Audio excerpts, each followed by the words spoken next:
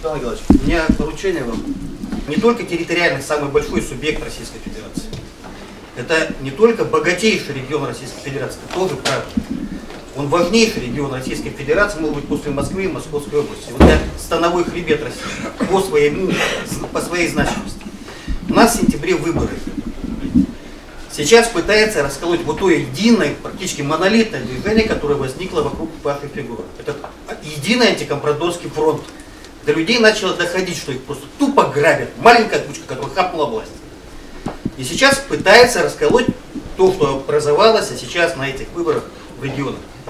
У нас к вам очень большая просьба прилететь в Якутию, ну просто и там сказать спасибо, потому что они набрали смелости. Я видел ваше обращение. Вы видеообращение видели? Конечно, видел. Не долетите, там на оленях доедете. Настолько важны эти выборы.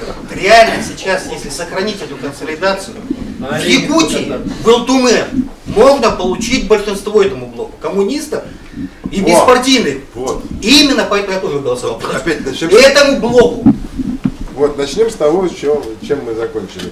Для того, чтобы этот блок остался, ни в коем случае не надо самим его раскалывать. Да. Да.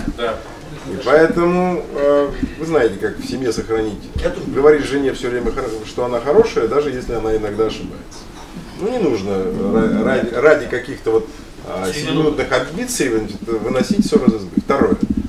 Конечно, я уже говорил об этом, потому что больше 30 избирательных кампаний будет проходить по всей стране. И не надо сохранить консолидацию блока, чтобы единым фронтом выступать, в том числе и на этих выборах.